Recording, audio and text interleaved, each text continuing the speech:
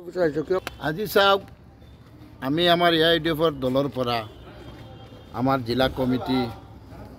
সমষ্টি কমিটি আমি বিধায়ক গোটেই মিলি আজি আমি হাইলাকান্দি DC মহোদয়ক এটা মেমৰেণ্ডাম দিছোঁ যিটো ড্ৰাফট পঞ্চায়তৰ নটিফিকেশ্যন হৈছে সিটোৰ ওপৰত আমি যোৱাও 2 দিন আগতে আপোনাৰ লগত শ্বেয়াৰ কৰিছোঁ আমাৰ জিলাখনত কি অৱস্থা হৈছে যে অনলি 8 নাম্বাৰ দিয়ে এটা PS হৈছে 32 নাম্বাৰ দিয়ে PS হৈছে 13 নম্বৰেও হৈছে 100-ৰ ভিতৰত 15-20টা PS বনিছে 200-ৰ ভিতৰত 50 মান হ'ব 300-ৰ ভিতৰত আৰু 200 মান হ'ব আৰু 1000-ৰ পৰা 2000 লৈকে বাকি গোটেই PS বনিছে 3-4টা গাঁও পঞ্চায়ত মিলিজুলি এটা পুলিং ষ্টেচন বনিছে 2টা সমষ্টি আমাৰ 122 আলগাপুৰ কাটিছড়া আৰু 121 হাইলাকান্দি LAC 2টা LAC মিক্সচাৰ হৈছে হাহাকাৰ অৱস্থা হৈছে ৰাইজ ইমান উত্তপ্ত হৈ আছে আন্দোলনত যাব আমি আইনৰ মানুহ আইনসভাৰ সদস্য আমি আমাৰ দলৰ মানুহক বুজাইছোঁ আমাৰ ৰাইজৰ বাকী যিবিলাক মানুহ এইবিলাক গাফিলতি হৈছে আমিও আইনটো মানি আমি আজি DC সাহেবক এটা মেমৰেণ্ডাম দিছোঁ যে এই নটিফিকেশ্যনটো কেঞ্চেল কৰিব লাগে ইয়াত আমাৰ পাৰ্লামেণ্টত ভোট দিছে প্ৰায় 15,000 মানুহ নাম কাটা গৈছে যিবিলাকে পঞ্চায়তত ভোট দিব নোৱাৰে ড্ৰাফটত নাম নাই এটা স্কুলত 4টা PS বনাইছে 4টা ৱাৰ্ড বনাইছে 4-5 কিলোমিটাৰ 10 কিলোমিটাৰ লৈ 4টা PS এটা স্কুলত বনাইছে আগতে গাঁৱে গাঁৱে PS বিলাক আছিলে ৱাৰ্ডবিলাক আছিলে বুথ চেণ্টাৰ আছিলে এইবিলাক কাটি এতিয়া কোনটো হাৰ্টত বনাইছে আমি গম পোৱা নাই আমি মাননীয় DC মহোদয়ক দিছোঁ আমাৰ CO মহোদয়ক দিছোঁ আমি গণতান্ত্ৰিক পদ্ধতিতে আন্দোলনত যাম যদি এইবিলাক একশ্যন নহয়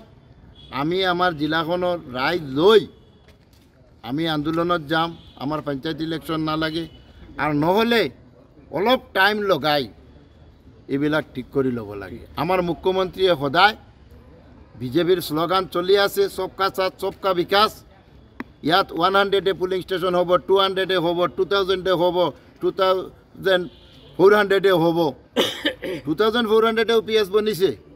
এইটোৰ নামটো আৰু সবকা সাথ সবকা বিকাশ নহয় এইবিলাক কথা আমি লিখিত আমি ষ্টেট ইলেকশ্যন কমিশ্যনত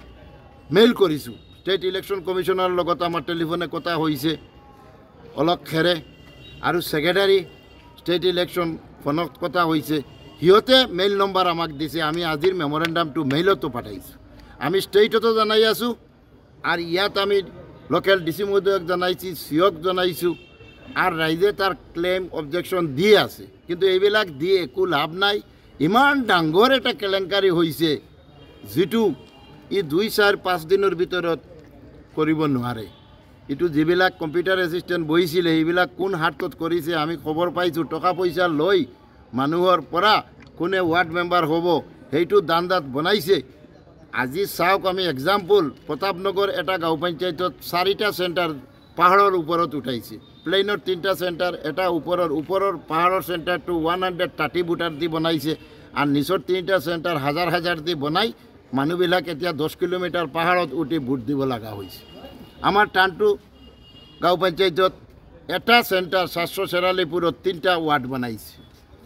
এইবিলাক আপোনালোকে ড্ৰাফটখন খুলি চাওক আমাৰ কথাটা কিমান সত্য কিমান মিথ্যা